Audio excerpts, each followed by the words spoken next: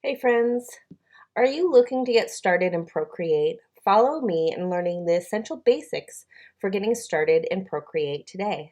Let's go. We'll begin by opening up our Procreate app. When you open your Procreate app, you're going to see a lot of different options. You'll see all of your artwork. I have mine set in stacks of collections, patterns, mandalas, sketches, etc. If you have an individual artwork, it will just look like this over on the side. If you want to add a new piece of artwork, hit the plus button up in the top corner. You can choose new canvas and set your sizes. You have your dimensions, your color profile, and your different canvas properties. I usually use pixels, and I always keep mine at 300 dpi for the best quality picture. If you want to import a photo, you can import any of your photos. You can import any files. Or if you want to make a stack, you can hit select and create a stack and hit stack or preview, share, duplicate, or delete. I don't want to do any of those right now, so I'm just going to hit the X button to get out of that. You can also name your artwork by tapping on Untitled and typing in your name of your artwork. If you want to look at any of your artwork at a glance, use a two-finger pinch to open your artworks and slide to the left to go through and see your projects within that stack. Here's a fun animated one that I created. A two-finger pinch will bring that all back to your original stack.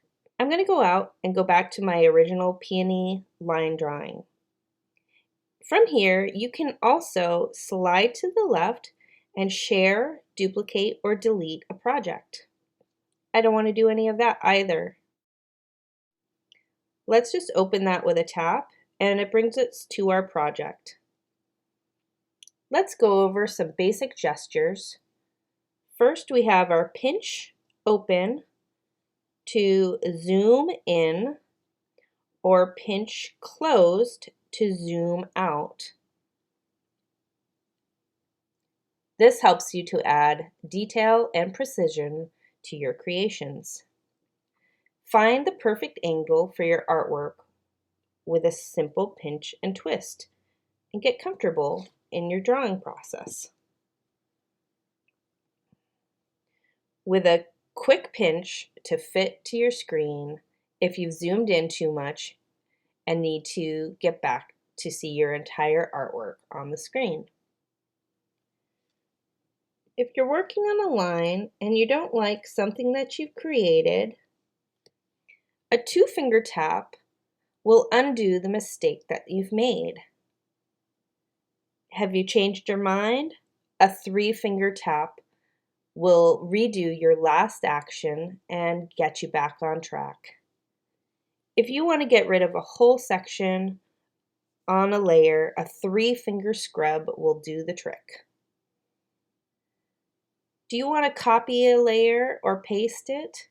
A three-finger swipe down will give you the option to cut, copy, paste, duplicate, or cut and paste a layer.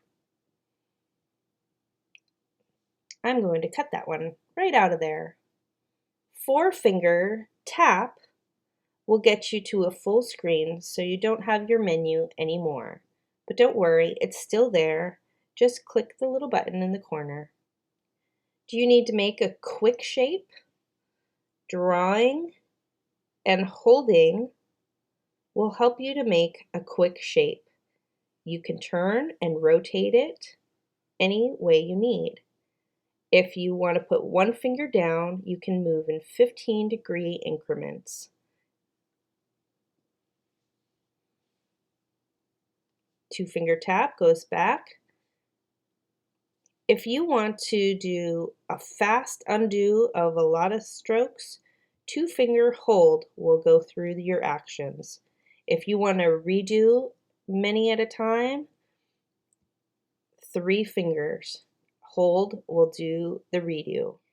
If you want to change your controllers over on the side to a different size or opacity, you can move them up and down the scale, but if you bring it over to the side, you can have more control over how fast it's going. And the closer you get in, it moves faster and with less precision.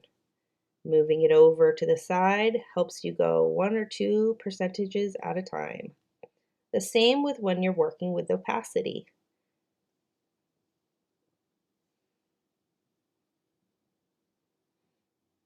Let's work on hover gestures with your Apple Pencil and your brush size and your opacity.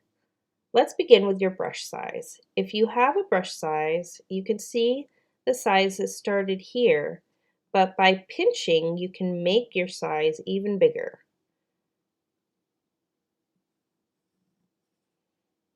Remember, 2 fingers can undo that action.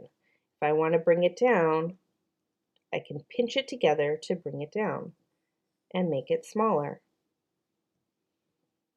If I need to change the opacity of my brush, I can slide down with 1 finger and change the opacity.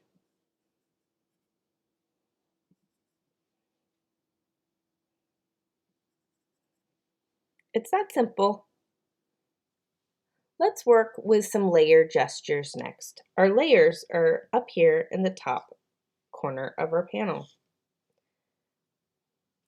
If I want to merge all of these layers to one, I can pinch them together. Remember to undo that action to show you some more. If I want to work on one layer and select a primary layer, just select a layer by tapping on it to focus on that layer. A double tap will bring up some options for you to work on. If I want to work on a secondary layer, I can swipe to the right and pick 2 different layers. I can group them or work on them together if I need to move 2 layers. This is our move tool right here. If I need to change the opacity quick, a 2-finger tap and then a finger slide to help move the blue bar at the top will help change the opacity of that layer you're working on. A 2-finger hold will select a layer that you can then change to move around or work with individually for changing the color, saturation, or brightness of the layer. This is great for targeted editing. If you're looking to customize your gestures, tap the Actions button, tap on Preferences, and come down here to Gesture Control. And here you can customize your shortcuts to match your workflow and make Procreate your own. You can go through each of these controls and change them and customize them to your preferences. Additional actions we can take are working with your quick menu. Let's go back into our gesture controls and decide how we're going to pick our quick menu.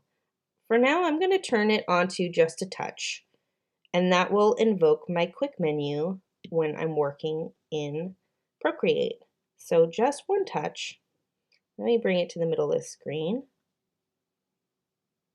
Just one touch will invoke my quick menu. So I can go to Layer Select, my onion skins, Actions. This is my quick menu too. I can change to different quick menus or add new quick menus. Quick menu 3 is letting me customize. I have no actions. If I tap on an action and hold it, now I can go in and set the actions to work for my preference. I can get my quick actions and hit merge down, and now those two layers are merged together. Another great thing to keep your workspace tidy is organizing your layers. Open your layers panel, and if you slide to the left on different layers, then you can group them. And if you want to group more than one layer or group, you can do that as well. It helps to keep it all organized, and you can rename them. It makes it really tidy when you're working with many layers. You can also duplicate layers and have multiple options. So now from here, if I go to the Move tool, you can see that I have two different peonies.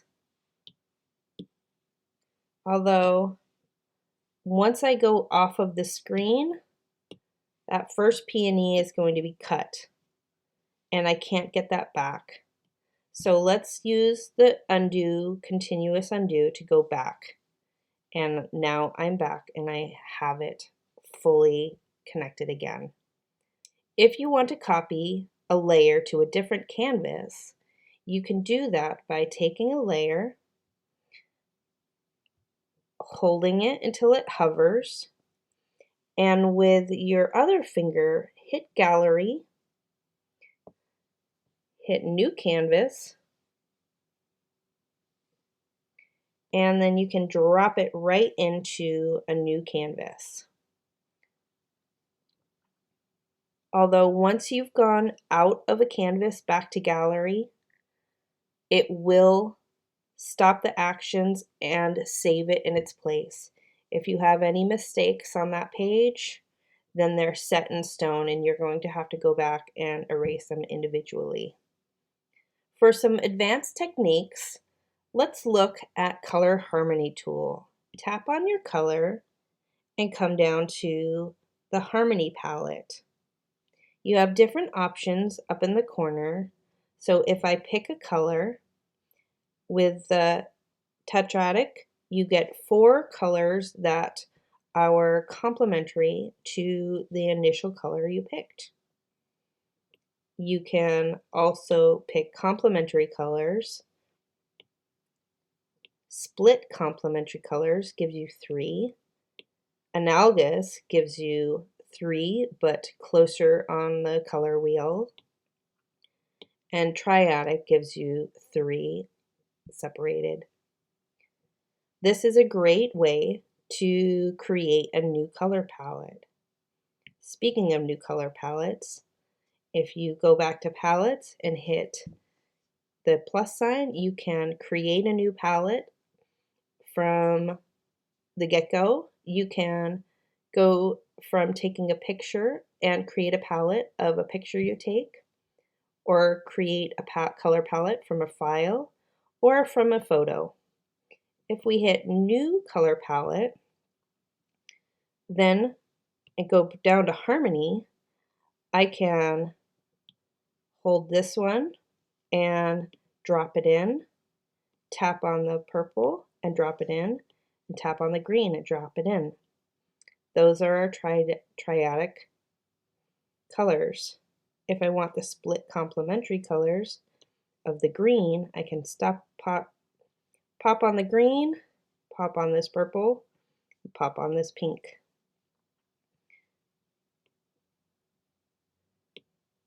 Like I said, it's a great way to create new color palettes that work in harmony together. Another great tool to have is using the selection brush. Let me pick a layer. I'm going to go to this layer here. I'm going to slide this layer over and I'm going to delete it first. Oh, it says it has locked items, so I need to unlock. I can't do anything with locked items until I unlock it. And I'm going to go to this layer. We can toggle it on and off to see which layer it is. If I need to work on a layer, I can hold my finger down and choose which layer I'm working on. If I hold down on a spot, now I know I'm in layer 5, and I can choose the layer from there. So when we go to layer 5, now I'm going to go to my selection tool and freehand. And I can select the black lines from the white ones, and with a 3-finger swipe down, I can cut and paste them into a new layer, and it will say from selection. From here, I can use my adjustments tool to change the color balance and brighten that one back up. If I have a colored layer down and I wanted to use that selection tool again and just change just that, I can keep it on selection, hit adjustments, and now I can change the color with the hue and saturation, with the saturation, and with the brightness. Have fun trying out the different things. Automatic is another great one, so if you slide it over, let's go on to a bigger layer. If you use automatic and slide it over, it will select all the space around your picture. If you slide all the way till your threshold goes up to 100%, it could take everything.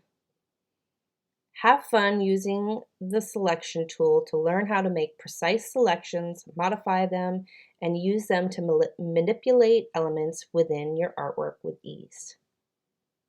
If you want to add text to your creations, use the Actions button, click Add, and then Add Text.